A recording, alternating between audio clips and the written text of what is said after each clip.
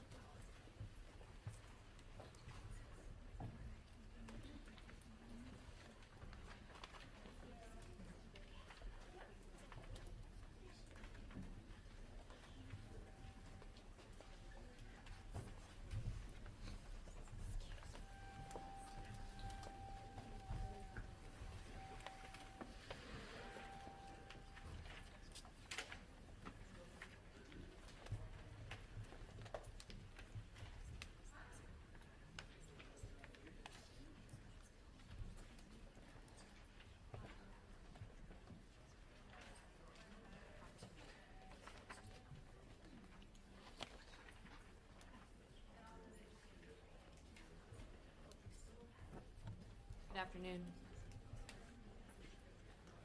Welcome to this special briefing from the Johns Hopkins University of Medicine.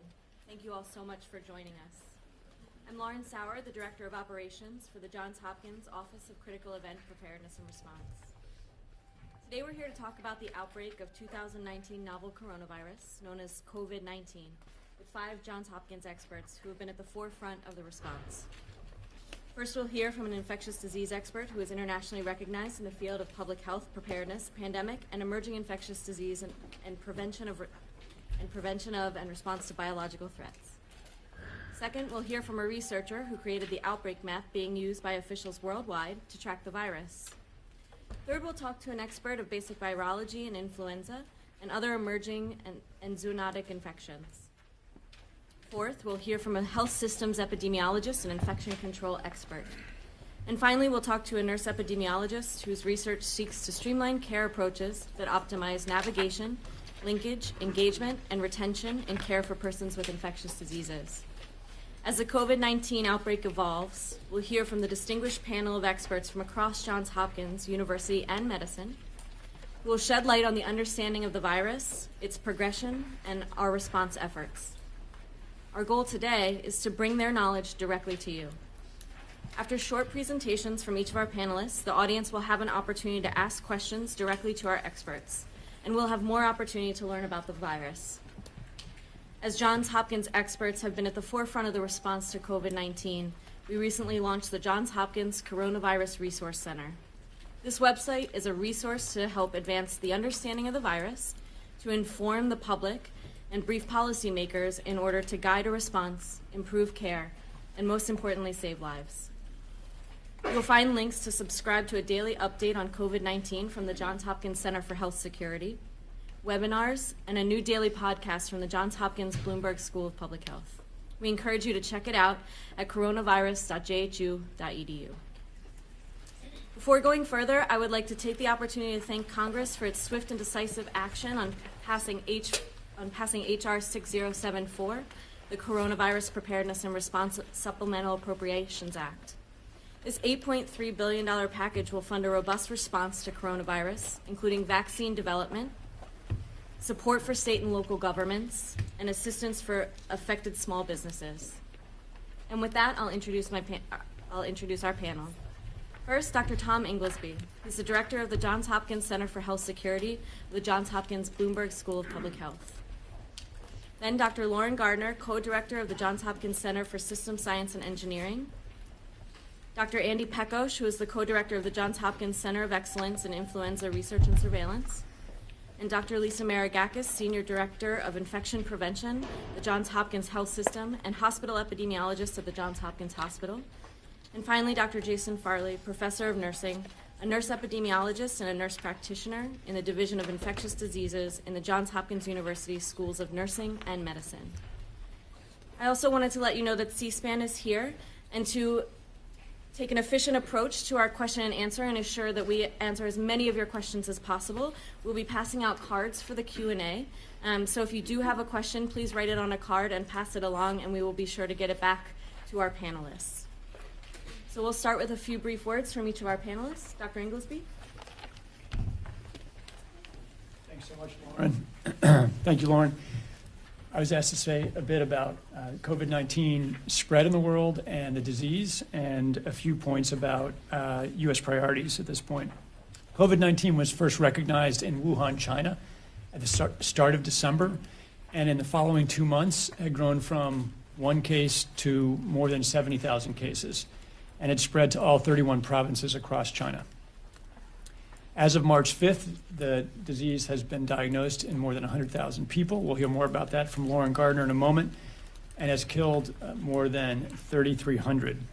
Outside of China, leading countries include South Korea, Iran, Italy, France, Germany, and the U.S. The U.S. is about 7th in terms of total cases of disease in the world. And as of March 5th, actually as of this morning, there have been approximately 215 cases in the U.S., with 14 deaths. And most importantly, 78 of those cases have no known link to known coronavirus cases. Those cases then we would consider something called community transmission, which is transmission that's occurring without an obvious link to some other case. Patients who become sick with COVID-19 have cough and fever, and in the more severe cases can develop viral pneumonia. And in the worst cases, patients develop a syndrome called ARDS, which is a severe pulmonary syndrome, which mirrors the disease that was caused by SARS back in 2002, 2003. Some patients' initial symptoms can be GI symptoms, nausea, vomiting, or diarrhea. In China, approximately 80% of those with illness developed mild symptoms, not requiring hospitalization, with people recovering without any medical intervention. About 15% of cases required hospitalization of some kind, and 5% of cases required critical care. Most of those would require ventilation in the United States. It's not clear exactly how many of those patients in China did receive mechanical ventilation.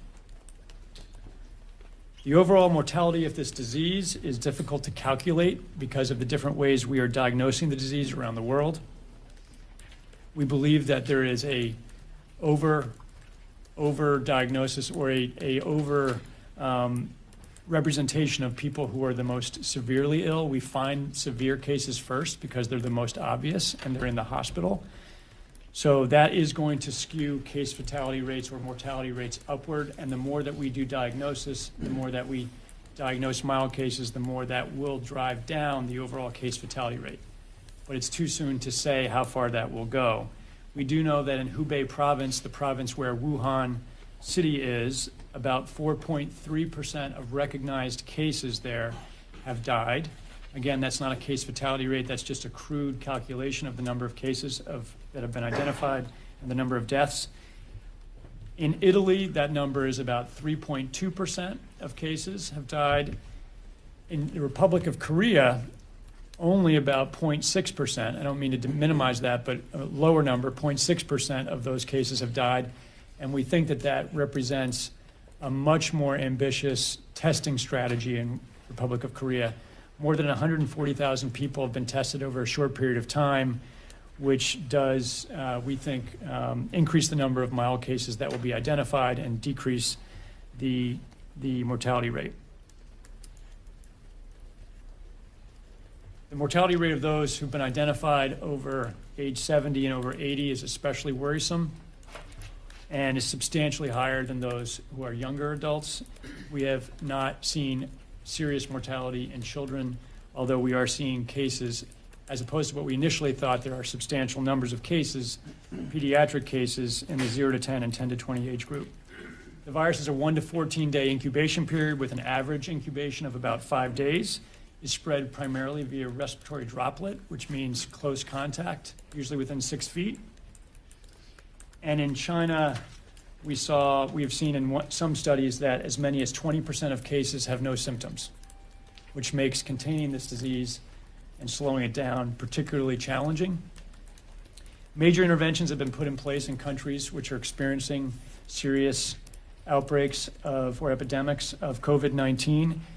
And I'm sure you all have seen in China, they took maximum measures to try and contain it, including lockdown of cities, closure of travel routes, closure of schools, closure of business. As many as 760 million people or more were at one point confined to homes. And in Italy and Iran, they've also taken fairly substantial containment efforts, including cancellation of mass gatherings, closures of schools. And as of last night, there were more than 300 million kids around the world that were out of school because of this virus. And then finally, closing with priorities that I believe are important for the U.S. at this point. I think we need to continue to substantially expand diagnostic testing. That has really changed over the course of this week. Now, 45 states out of 50 are reported to have the ability to do testing, and many hospitals will be coming online as well as they develop their own tests and get them validated. We also heard today news that Quest is moving to develop its own test, which is a promising sign because they have such large volumes of testing, clinical testing around the world, around the United States. And so I think the goal is to get to a point where any patient who has symptoms consistent with coronavirus can be tested quickly. We are not at that point now. We don't have the bandwidth to do that now, but that is the goal. I know that's the administration's goal, and state health labs, I think, are moving in that direction. We do need to do substantial work to get our healthcare system prepared for this virus. There are many hospitals that have done that work, but others, I think, have much more to do. In Italy and South Korea and Japan and China, we have seen that there's been major pressure already on the healthcare systems there. And we know that in the United States, if we see similar numbers of cases, which we will understand better in the coming weeks, that there could be substantial pressure on intensive care units to be able to take care of larger numbers than usual of critically ill patients. We also need to make sure our outpatient clinics remain available to patients. In China, we saw that cancer clinics and dialysis clinics have closed in an attempt to try and manage the virus, and that would be a really unfortunate secondary consequence of this disease in this country, which we need to avoid. And we also need to take very special care of our long-term care facilities. We've already seen in Washington State how terrible this virus can be within a long-term care facility for people who are most vulnerable. We need to support our public health agencies. They are now already working 24/7 to try to isolate cases, diagnose them, to quarantine people who need to be quarantined. If cases significantly rise in this country, it may no longer be possible to pursue the strategy that's underway now around identification of every case and quarantine of all contacts. It may become too large in scale for our health agencies to be able to do that. And at that point, we would need to shift to focusing on understanding the overall burden in the population, making recommendations to the public regarding isolation and testing, and possibly measures which we would call collectively social distancing measures, which might include closure of businesses or telecommuting, might include cancellation of large gatherings, and could include, in some places, closures of schools. Those decisions will probably need to be taken and be taken by local health officials with local political leaders and business and school leaders. And finally, a last word about medicines and vaccines. Vaccine development is likely to be 12 to 18 months away if all goes well. We've heard that consistently from the countries and internationally from vaccine scientists around the world. We should be developing plans for mass manufacture of vaccine when this vaccine is developed. Similarly, antivirals and monoclonal antibodies are being developed by a number of companies. Those could be developed far sooner in terms of the process of developing and approving those medications. And we will also need plans for mass manufacture of those medicines and hopefully in multiple places in the world as well. If the United States itself gets a new product, there will be enormous pressure from around the world to be able to access that product. So even though it's not usually done this way, we do need to think about making medicines and vaccines in multiple places in the world at the same time. It's great to see this kind of attention and attendance in this kind of meeting on the Hill, and I think the response has been very swift in terms of developing the emergency appropriations bill, and we're very excited that that is being aimed at hospital preparedness, public health agencies, the agencies of government that work with industry to make these important products. So I'll stop there and look forward to questions.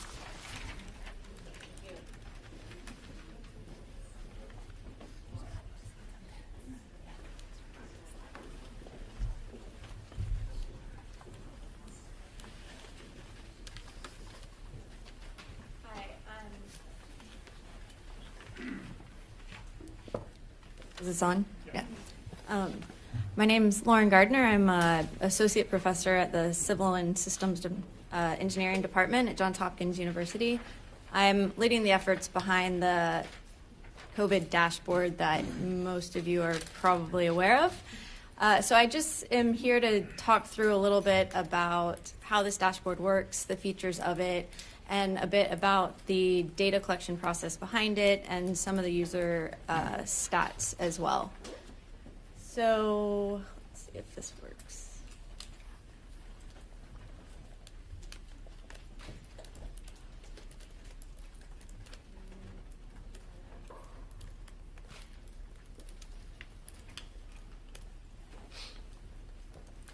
Set the screen extension again.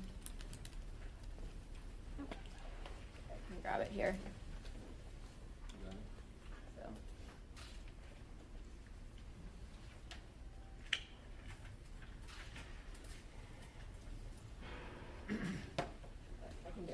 it from here.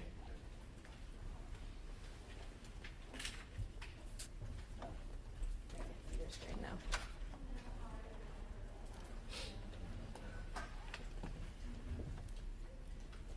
Sorry, this worked earlier.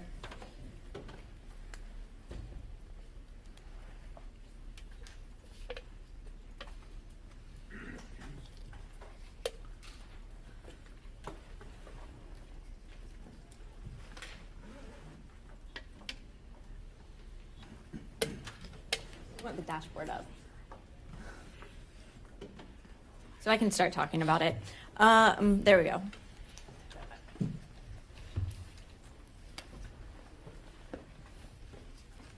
I have the technical capability to build this dashboard, but not actually open a PowerPoint presentation. Comforting. So what we're doing is we're tracking total cumulative confirmed cases of COVID all around the world. And we have here in this now global view, the red circles represent the total number of reported confirmed cases to date by region. And the region, the spatial resolution of the regions that we're reporting on differs depending on where we are in the world. So for instance, in China, we're reporting at the province level, at the US at the county level, Australia and Canada at the city level, and the rest of the world at the country level for right now.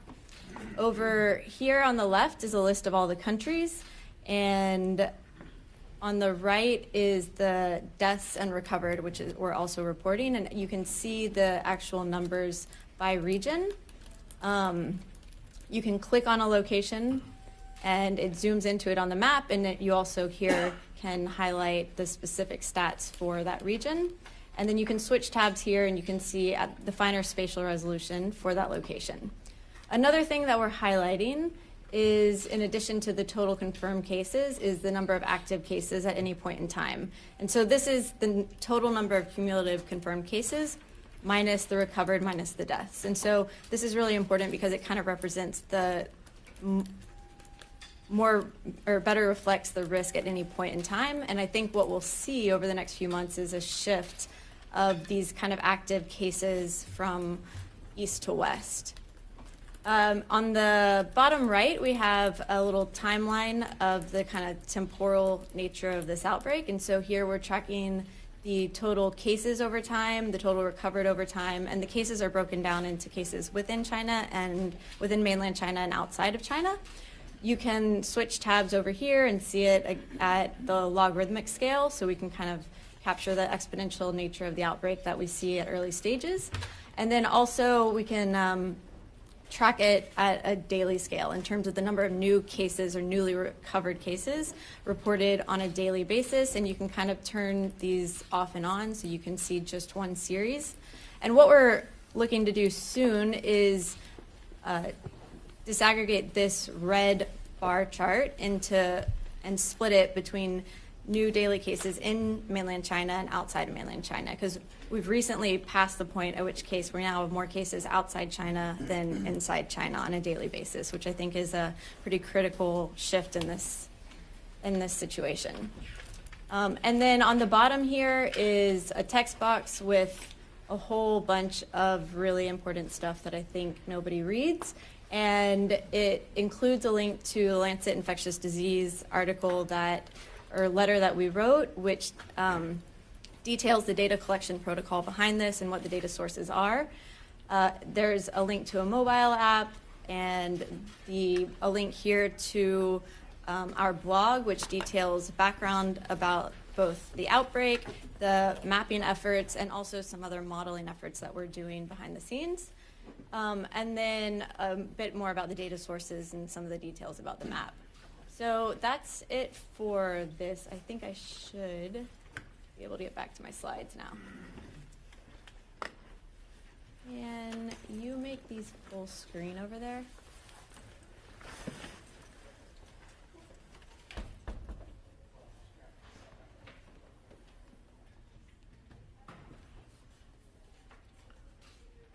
Oh wait, I can do it from there. Leave it. Thanks. Okay. And so, as I said, this is all actually hosted out of the Whiting School of Engineering at Johns Hopkins.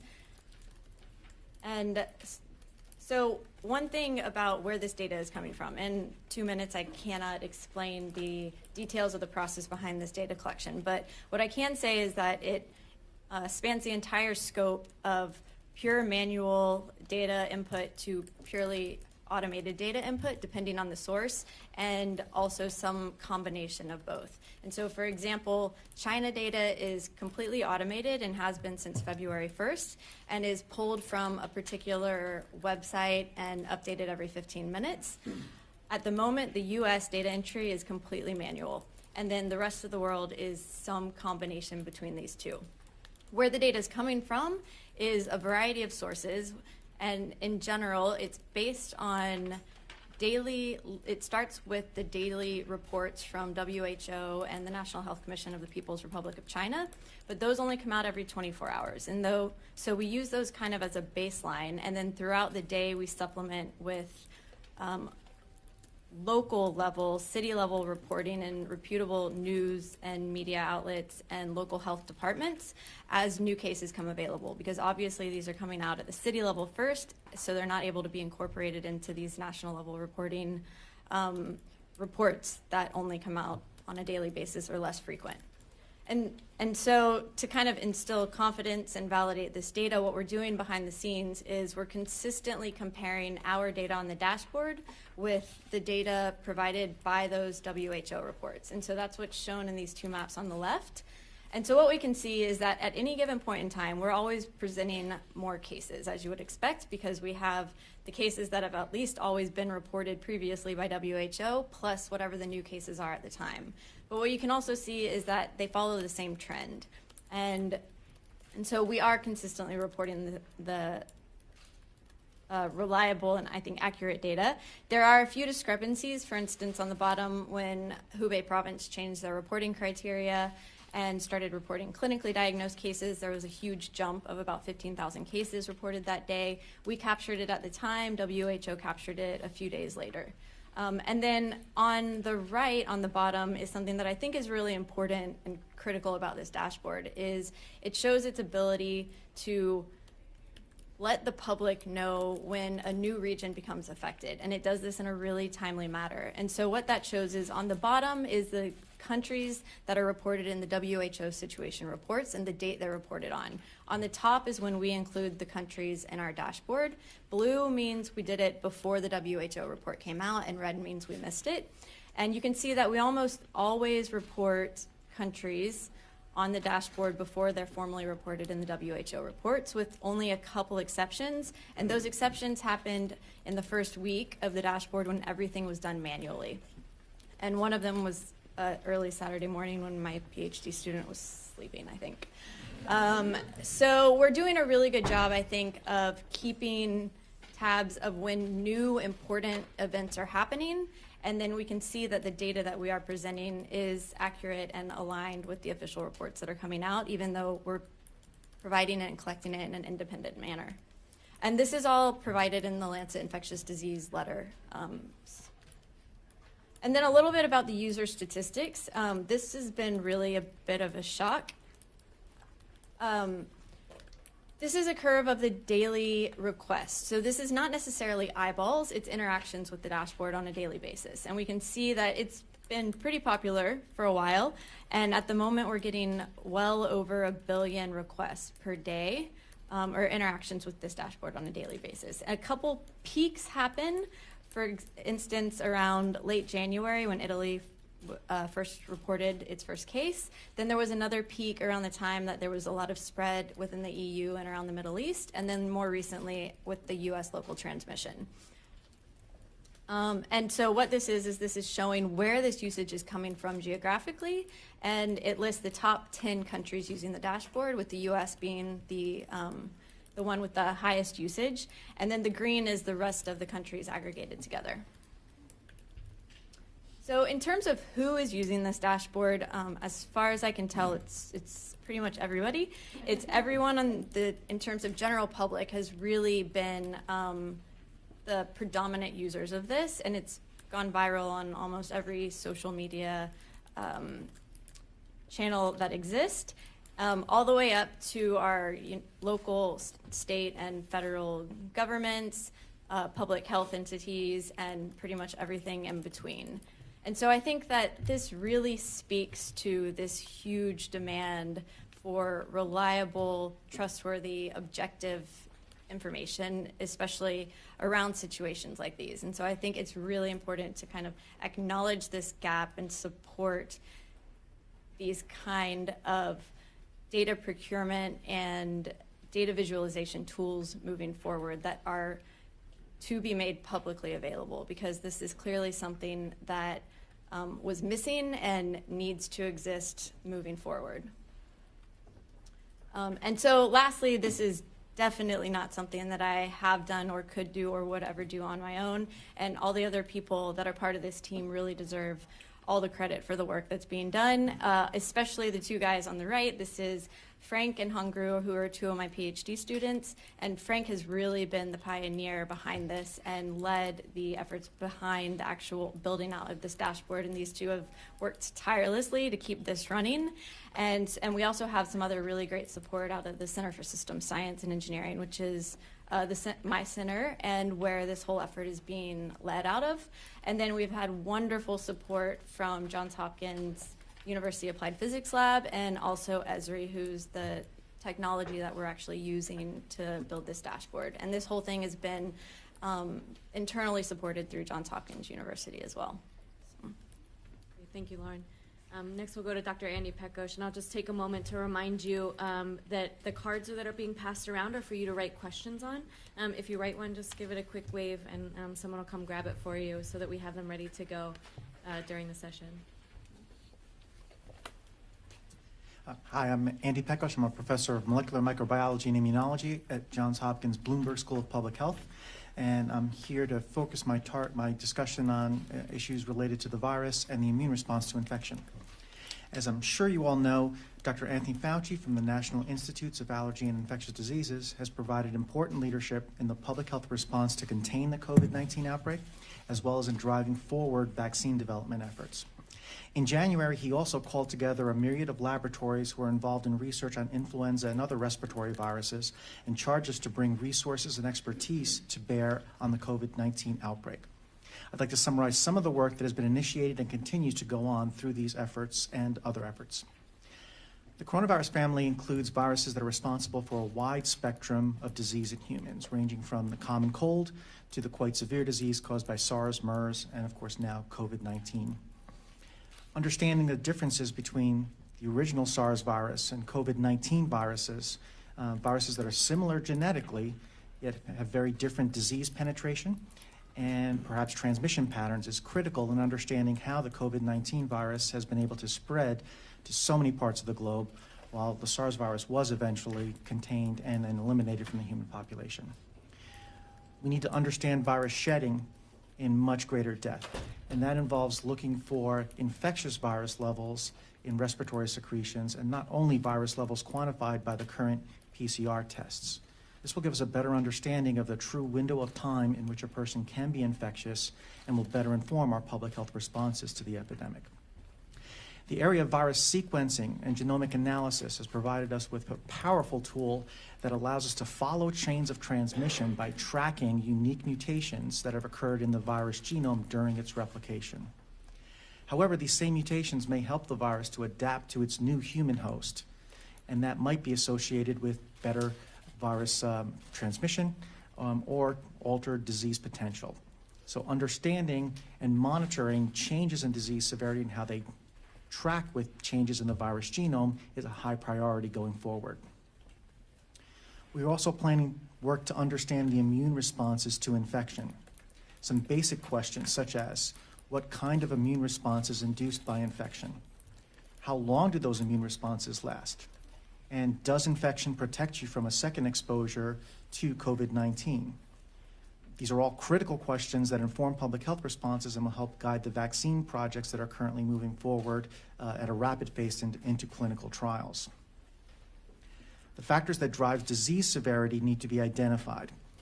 As Tom mentioned, epidemiological data shows that age, gender, and pre-existing medical conditions are associated with severe disease, but we need to understand why that's occurring. Understanding how disease in these populations compares to the milder disease seen in other age groups may help inform better treatment regimens for those high-risk populations. COVID-19 is sometimes compared to seasonal influenza, and I think it's important to remind everyone that influenza is responsible for upwards of 18,000 deaths in the United States this year alone. And that's with vaccines, antivirals, and having a portion of the population that's immune from severe disease because of previous exposures to influenza. We have none of those things at our disposal to battle COVID-19. A deeper understanding about what the virus is doing in humans and will drive more informed and effective interventions and treatments that are essential in controlling the outbreak and minimizing the virus's impact on human health. And again, thank you for the opportunity to speak. I'll turn it over to Lisa. Maragakis. Thank you very much. So my name is Lisa Maragakis. I am an associate professor of medicine and infectious diseases at Johns Hopkins University School of Medicine, and I'm the senior director for infection prevention for our hospital and health system.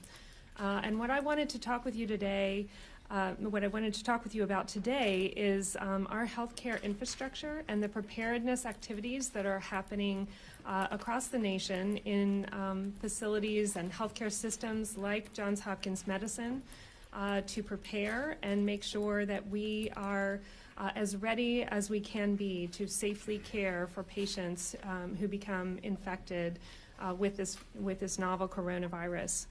At the beginning, I would like to just remind you that we have faced a number of infectious disease threats over the past several years. And the good news about that is that we learn more every time. We become more and more prepared. And I would like to point to the importance of the periods in between infectious disease threats. And how building infrastructure and preparedness is critical for our ability as a healthcare system across the nation to respond to this kind of a novel pathogen, particularly pandemic respiratory virus. In particular, there has been a large investment in emergency preparedness infrastructure in this country that began with the Ebola crisis in 2014 and 15 in West Africa. And the Assistant Secretary for Preparedness and Response regional approach to making sure that we have treatment centers for patients with highly infectious diseases and a whole network of regional treatment centers and assessment hospitals and frontline care facilities. So really that the emphasis is that all parts of our healthcare system maintain readiness and an all hazards approach. That funding was really directed at viral hemorrhagic fever, but the great news is that it has allowed infrastructure to grow, partnerships to develop between the healthcare infrastructure on the front lines and public health authorities and all aspects of emergency management and preparedness. And I think that that level of preparedness has really allowed us to pivot more rapidly to be prepared to meet this threat. That doesn't mean, however, that we don't have a lot of work remaining to be done, because certainly we do. I will say that every institution has some manner of pandemic respiratory virus planning. We need to take those out, and hopefully everyone has already done that. Certainly at Johns Hopkins Medicine we have. Dust off those plans and think about really the nitty-gritty of what it will take to operationalize and implement those plans. Inevitably, one finds that there are novel aspects of the pathogen that must be addressed in applying those preparedness plans to the specific situation. And also moving forward and making sure that all of the myriad details are in place that might not be contained in such a plan. So we have heard from some of the other speakers about mode of transmission, which is a major piece that plays into preparedness. And so I would say that most of the pandemic respiratory virus planning in this country, and probably around the world, has centered on the assumption that such a virus would be spread by the droplet route, by really larger droplets that are expelled when a patient infected with a virus coughs and sneezes. Those particles tend to go about 6 feet in front of that person and then fall because they're relatively heavy and they land on surfaces and the floor. That's why it's so important to use environmental disinfection of high-touch surfaces as one of our strategies. However, there's another category called airborne transmission, whereby smaller viral particles, or droplet nuclei, they're called, really remain aloft for a longer period of time so that they can float around in the air and be inhaled by someone who comes along a bit later, even after the patient may have left the room. So that's a different kind of threat that we're used to handling in healthcare environments with tuberculosis, and varicella, and other kinds of pathogens. So there is a notion that this virus, although most of the data suggests that it's spread by the droplet route, that it is possible that the airborne route may also play a role, especially in certain circumstances where procedures are being performed in the healthcare settings, like intubation of a patient who needs mechanical ventilation, for instance, that may cause those aerosols to be present. So out of an abundance of caution, the current guidance from the Centers for Disease Control and Prevention is to use airborne precautions for this virus. And so part of the work that is being done in healthcare facilities across the nation and around the world is to try to figure out how best to take that pandemic respiratory virus planning and adapt it for airborne pathogens. That means several things. It means that we need to look, and we all are looking, at our facilities and the air handling in those facilities to determine critical planning for patient placement and then staffing to go with the patient placement so that we can provide the safest care possible in our facilities. We all have airborne isolation rooms, as they are called, that have special air handling for treating patients who have tuberculosis, varicella, measles, et cetera.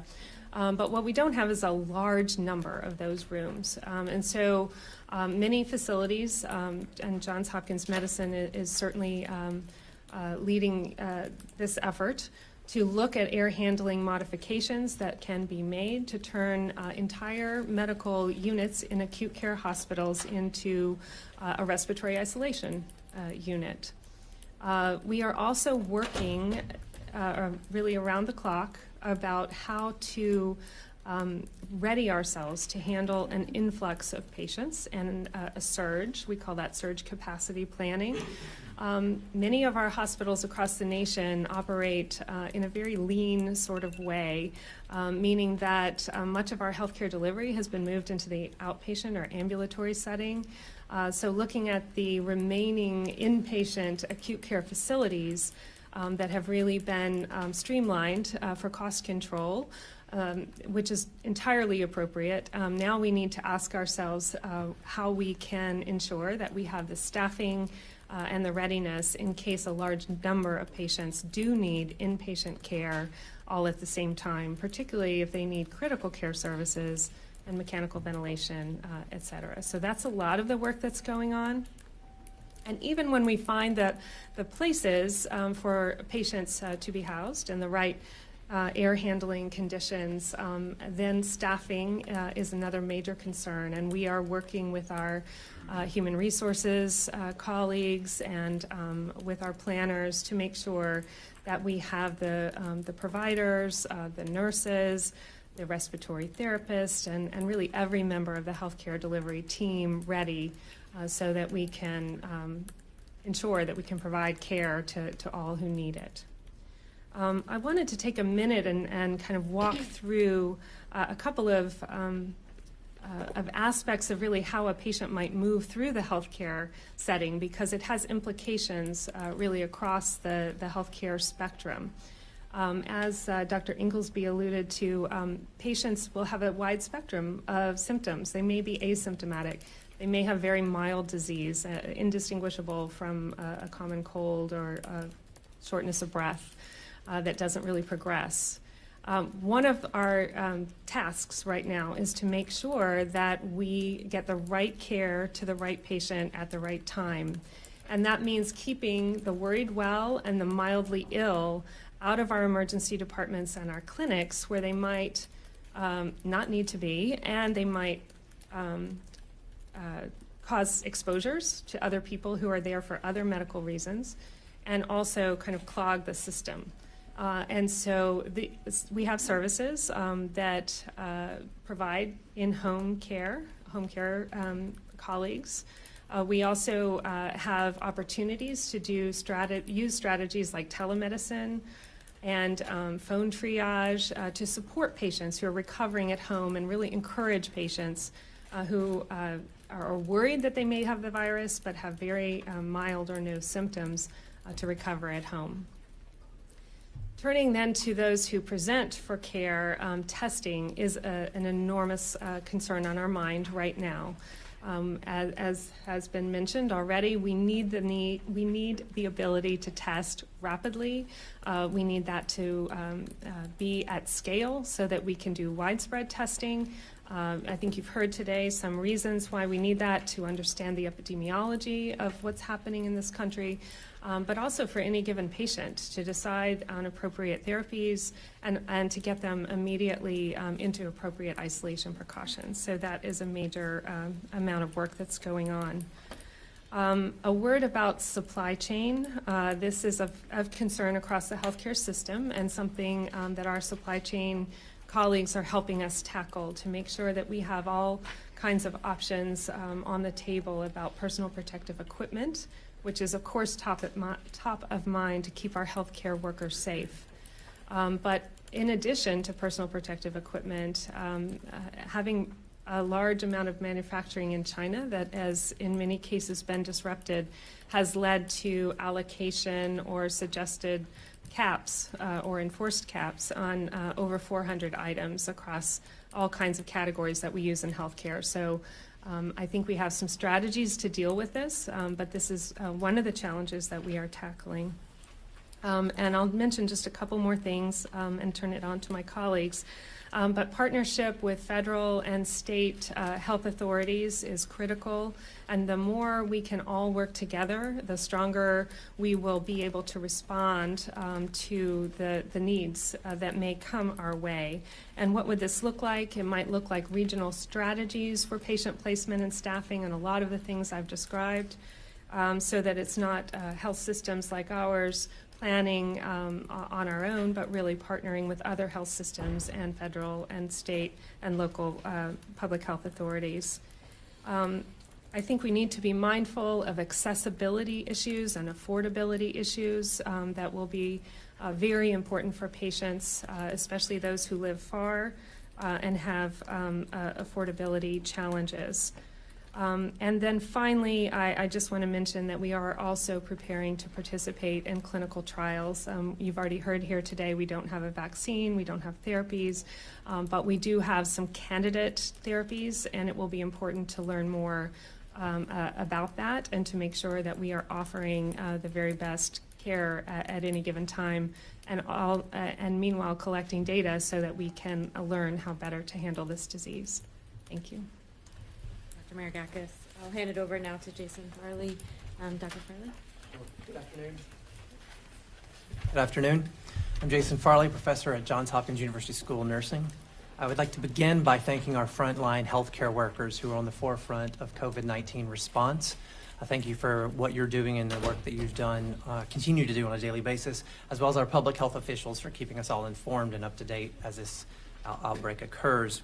I'd also like to thank each of you who are here today and supporting the members and the tireless effort that you have for the work that you do for our nation. As my colleagues have already detailed throughout our discussion today, this is a quickly changing outbreak, one that is causing alarm across the nation and the globe. The WHO has dubbed the situation of COVID-19 as much an outbreak as it is an outbreak of misinformation. An infodemic is the word they used. As the only nurse on the panel, I believe it is my duty to speak to you first and foremost about the frontline healthcare workers who are at the forefront of the response. And I really think it is they're following their duty and stepping to the forefront to care for patients with COVID-19. As many of you have seen, there are growing concerns across the healthcare workforce related to their personal safety, as well as access to personal protective equipment, as well as timely testing that has been mentioned. It is important that we arm everyone with accurate information as well as personal protective equipment throughout the healthcare workforce. In a survey conducted recently by the National Nurses United, a union representing approximately 150,000 nurses, which is granted a small sample in comparison to the 4 million registered nurses across the United States, but nonetheless, it is the most accurate and up-to-date information that we have, and the best I've seen thus far.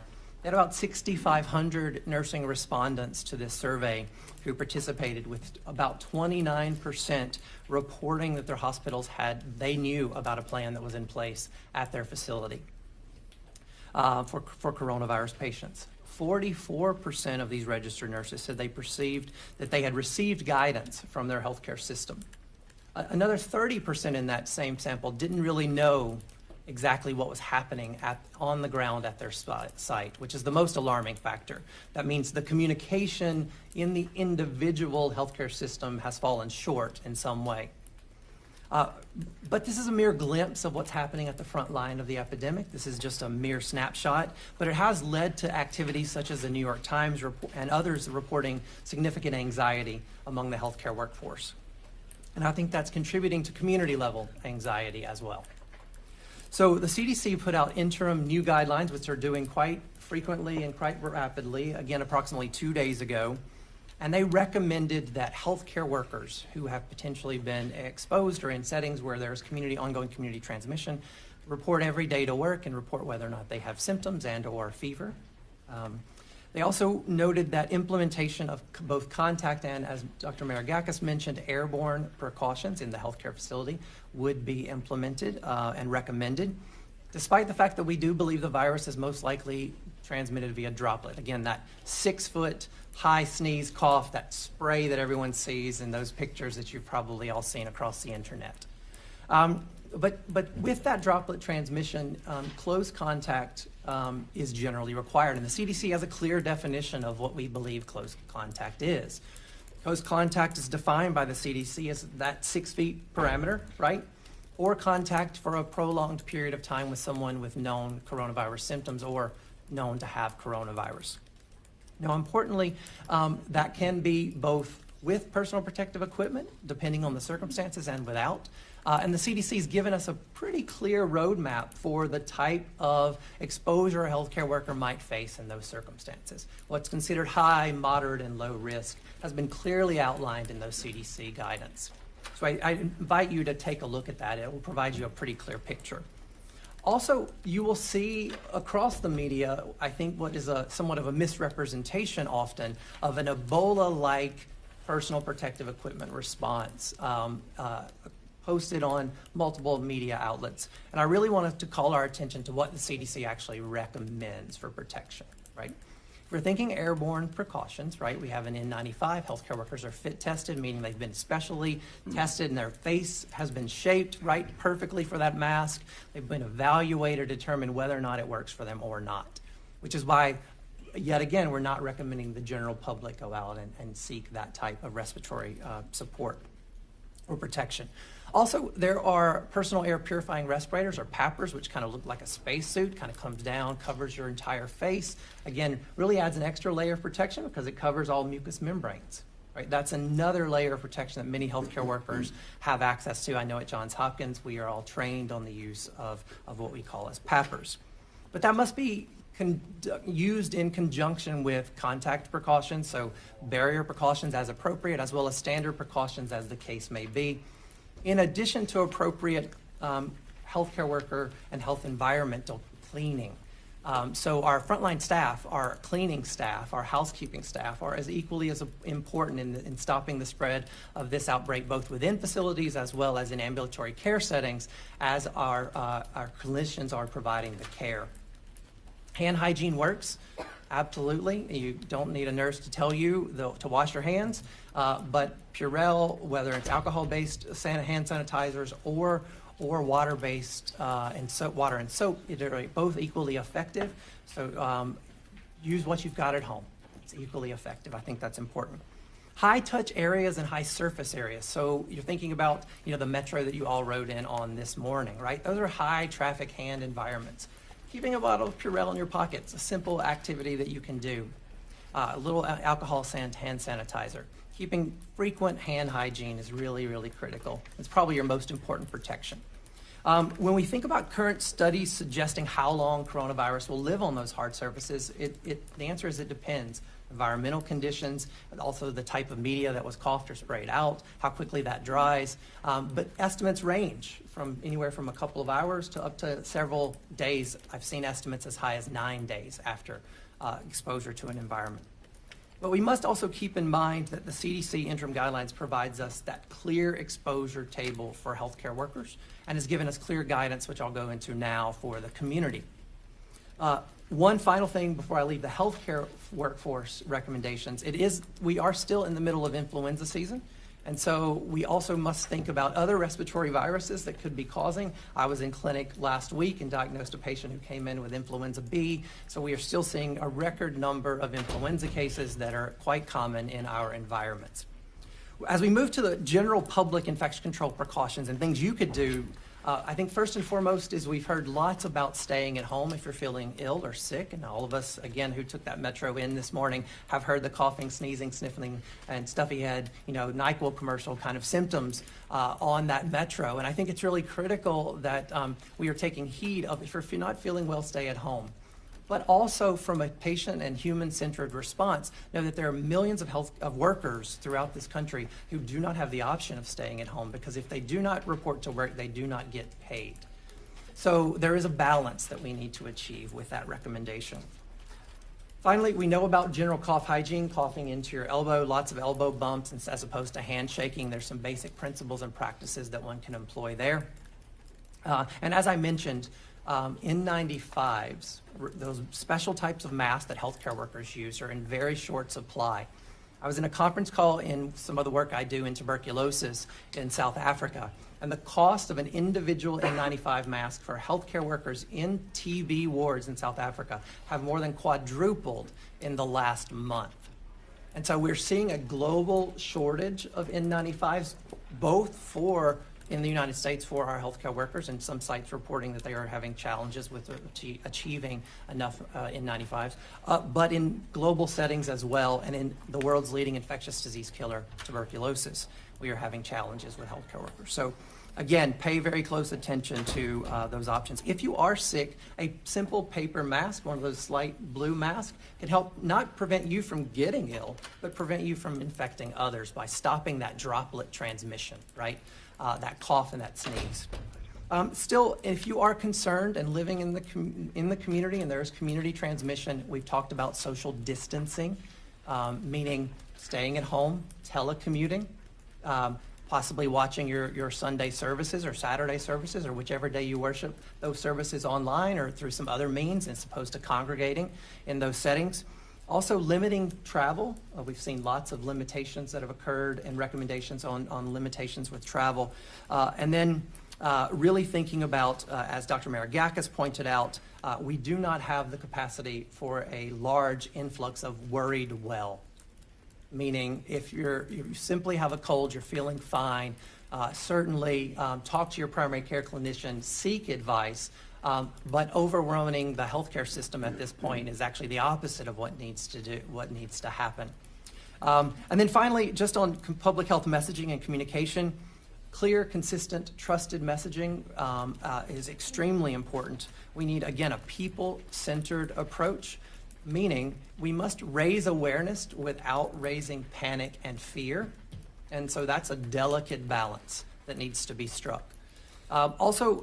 We really have to avoid, and I think the data that's being presented by Dr. Gardner is very important, because it helps us to realize that the overgeneralization of any region of the world and any population within the world is clearly we've gone beyond that. And so there were some initial points of reports of stigma and discrimination that were occurring for people from certain parts of the world, and that is not something that any of us would like to see happen. And I think that we should use an evidence-based approach and look at this data to know that stigma, discrimination of any kind, particularly as it comes to COVID-19, is not something that should be supported by any evidence that we have available to us.